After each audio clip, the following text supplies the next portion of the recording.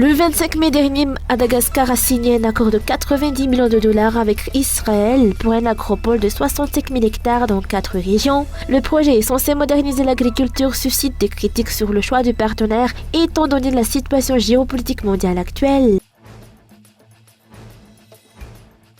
Lors de son passage à Dubaï, Andrzej a annoncé une coopération pour une centrale solaire de 150 MW.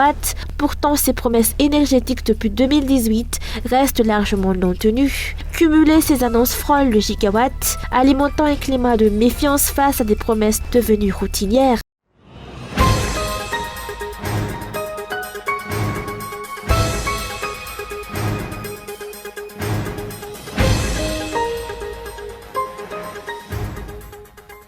Le 25 mai 2025, à Tel Aviv, Madagascar et Israël ont signé une convention de partenariat stratégique portant sur la création d'un agropole de 65 000 hectares répartis dans 4 régions agricoles, Adalamang, Alochamangour, Bungolav et Vaknakarach. Cet accord de coopération d'un montant de 90 millions de dollars a été signé par le secrétaire d'État chargé de l'autosuffisance alimentaire. Selon la source officielle, 10 000 hectares seront consacrés à l'implantation de ressources pour l'agro-industriel, 5 000 hectares seront dédiés pour la production de riz et 50 000 hectares supplémentaires seront réservés à la culture du maïs. L'objectif annoncé est de renforcer la production agricole à travers l'introduction de technologies modernes dans les domaines de la production de l'énergie, en formant 10 000 agriculteurs, en construisant des infrastructures, en assurant le stockage des produits et en identifiant des débouchés cruciaux. Si ce projet peut sembler nécessaire au vu des enjeux agricoles du pays, plusieurs interrogations légitimes émergent.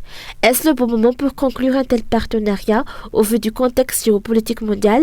Est-il opportun de s'engager avec un État dans les actions militaires à Gaza, notamment les bombardements ayant causé la mort de nombreux civils, y compris femmes et enfants, suscitent une large condamnation internationale? Faut-il rappeler que plus de 500 camions transportant de l'aide humanitaire sont actuellement bloqués aux frontières de ce pays, empêchant l'accès à la nourriture pour une population en détresse? La question se pose aussi, pourquoi choisir de remettre des milliers d'hectares à une puissance étrangère alors que tant de Malgaches peinent à accéder à une simple parcelle de terre pour cultiver et nourrir leur famille? Pourquoi signer cet accord en Israël et non à Madagascar? Est-ce un simple partenariat ou bien une opération de cession déguisée? Certains s'interrogent même, est-ce parce qu'Israël, isolé diplomatiquement, ne peut plus se déplacer sur la scène internationale que Madagascar se rend à lui?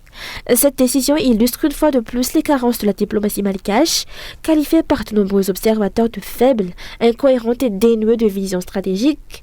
Le cas des îles éparses, revendiquées face à la France, témoigne également de cette inertie diplomatique. À cela s'ajoute une interrogation de fond.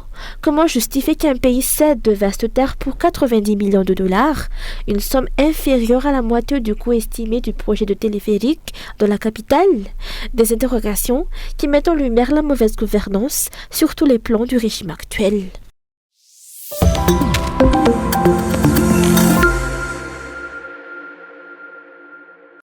Durant son actuel passage à Dubaï, Andrzej a annoncé une coopération avec une entreprise arabe pour installer une centrale solaire d'une capacité de 150 MW. Les promesses qu'il a faites en matière d'énergie depuis son arrivée au pouvoir sont nombreuses, presque incalculables. On se souvient notamment de l'annonce, lors de la campagne électorale de 2018, d'une centrale électrique pouvant atteindre 800 MW, ou encore de l'engagement à augmenter la production de 125 MW afin d'éradiquer les délestages d'ici 2023. À cela s'ajoutent des promesses répétées de construction de centrales solaires dans plusieurs districts et régions du pays. Si l'on cumule tous les mégawatts et kilowatts promis par Andrzej, on frôlerait aujourd'hui le gigawatt. Le mensonge et les promesses sont devenus l'air que respirent les Malgaches.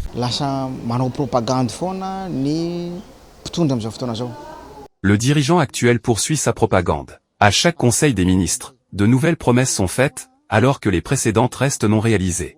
À Majinga, par exemple, une fois l'inauguration terminée, les panneaux solaires ont été retirés, de même que les infrastructures. La question qui se pose est la suivante, les dirigeants vont-ils continuer à vivre dans le mensonge et la tromperie, alors que la mise en œuvre de leur politique n'a aucun impact visible? On ne sait pas si c'est le manque de financement, la frilosité des investisseurs, ou tout simplement la réticence du régime à réellement s'engager dans une véritable transition énergétique.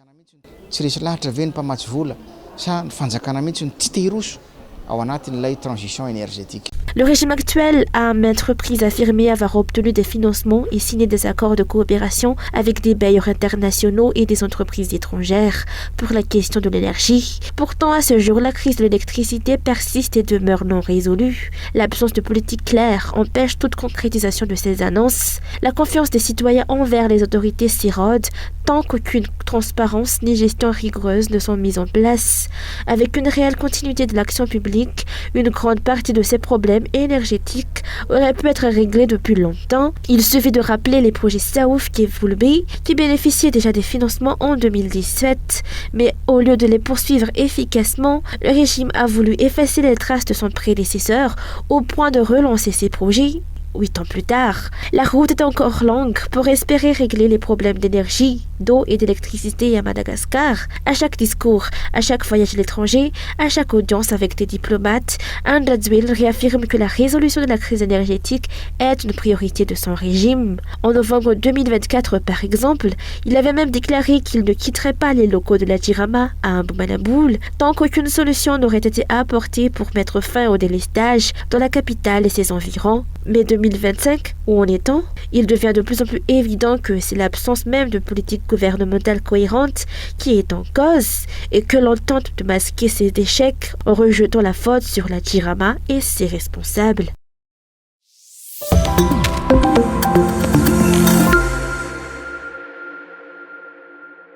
La combinaison d'obstacles politiques, administratifs, techniques et sociaux fragilise le climat des affaires et dissuade les investisseurs dans de nombreux secteurs à Madagascar, selon les économistes. Le progrès d'un pays repose pourtant sur la valorisation de la production locale et le soutien au secteur privé. À Madagascar, cela reste un idéal encore inaccessible pour beaucoup.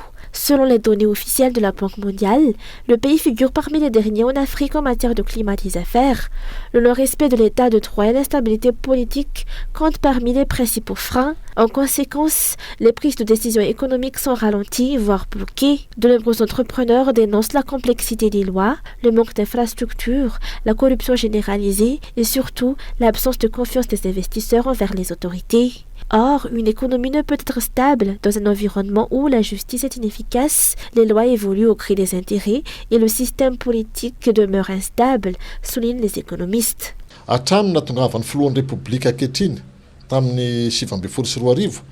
Depuis le début du mandat du président actuel en 2019, aucun investisseur direct étranger n'est venu s'implanter à Madagascar.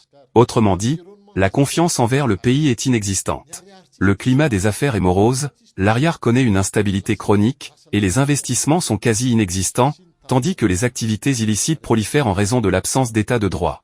La justice ne garantit pas une résolution impartiale des litiges, ce qui décourage tout recours légal. Quant à l'administration fiscale, elle est perçue comme politisée et instrumentalisée à des fins de pression ou de restriction. Dans un tel contexte d'incertitude, ni les investisseurs étrangers ni les entrepreneurs locaux ne se sentent en sécurité pour engager des capitaux ou développer des activités durables.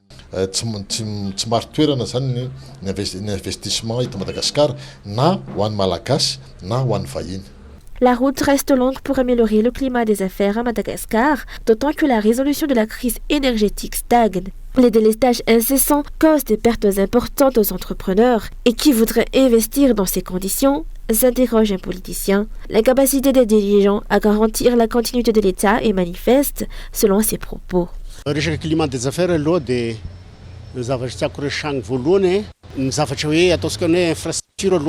En matière de climat des affaires, je souhaite d'abord souligner la question cruciale des infrastructures, en particulier celle de l'énergie. Les délestages quotidiens en sont la preuve. Dans de telles conditions, comment peut-on espérer attirer des investisseurs? S'il y avait eu une réelle continuité de l'État et une volonté politique de mener à terme les projets hydroélectriques tels que Saoufak et Voulbé, les coupures d'électricité auraient pu être évitées dès 2023.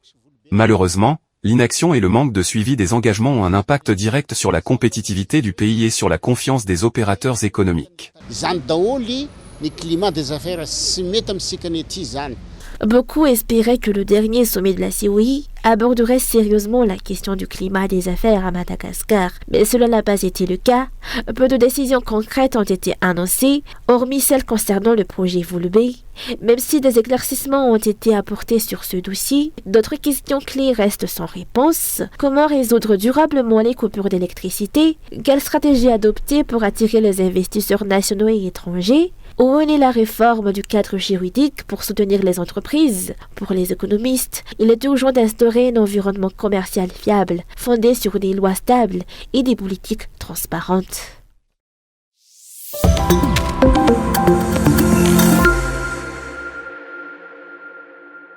Les sapeurs-pompiers d'Atananajiv ont démenti les dires selon lesquels leur camion arrivé à Tsaraoninan n'aurait pas eu d'eau hier.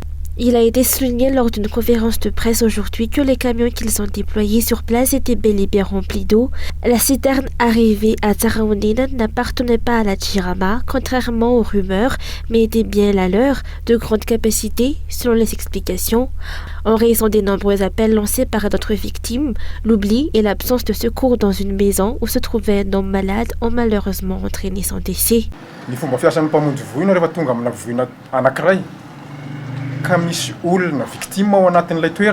La méthode du corps des sapeurs-pompiers en cas de danger consiste à prioriser le sauvetage des vies humaines. Leur première mission est d'évacuer les personnes en danger, avant de se soucier des biens matériels. Par ailleurs, les sapeurs-pompiers s'assurent toujours que leur citerne soit pleine avant de se rendre sur le terrain. Ainsi, affirmer qu'il n'y avait pas d'eau dans les camions lors de l'intervention est une accusation que nous réfutons catégoriquement.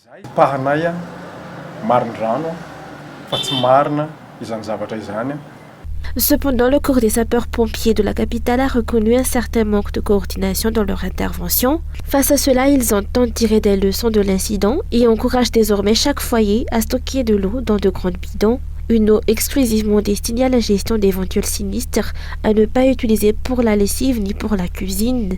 De plus, les pompiers vont engager la responsabilisation des propriétaires de scieries. Ces dernières devront désormais disposer d'un stock d'eau et de matériel de lutte contre les incendies, étant considérés comme des sources potentielles d'incendie. Selon les informations communiquées par les sapeurs-pompiers, 6 véhicules ont été mobilisés hier pour intervenir lors de l'incendie à Tsaraoninan. Malgré leurs efforts, l'incendie a été difficile à maîtriser et 2 militaires du corps des sapeurs-pompiers ont été blessés lors des opérations sur le terrain.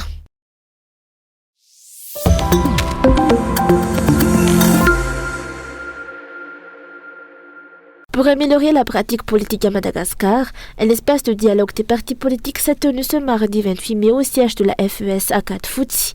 Cette plateforme vise à rassembler les partis politiques afin d'échanger des idées, de renforcer les capacités des acteurs politiques et de promouvoir une culture politique plus responsable. Selon les organisateurs, l'un des objectifs majeurs est d'élever le niveau du débat politique dans le pays. Lors de cette rencontre, les membres ont également procédé à l'élection des bureaux chargés de diriger l'espace de dialogue pour les 2 prochaines années. Nous avons officiellement mis en place aujourd'hui la structure de l'espace de dialogue des partis politiques, avec le soutien de la FES Madagascar, à l'initiative des partis signataires de la charte de bonne conduite. En capitalisant les acquis, il est apparu que le dialogue et la préservation de l'éthique ne doivent pas se limiter à la période électorale. Cet espace est donc ouvert à tous les partis politiques, qu'ils soient signataires ou non de la charte. Le bureau de l'espace a été élu ce jour et exercera un mandat de 2 ans. Parmi les priorités annoncées figure aussi la sensibilisation des citoyens à l'importance du vote et à leur participation active à la vie politique et aux affaires publiques. Comment inciter les citoyens à voter, à s'impliquer activement dans la vie politique et dans les affaires nationales? C'est notre cause commune, au-delà de la concurrence sur le terrain. Nous nous engageons à respecter l'éthique politique. Les objectifs et les programmes des partis peuvent diverger, mais il ne s'agit pas ici de juger qui devrait ou non participer aux élections. L'objectif de l'espace est avant tout de favoriser le dialogue.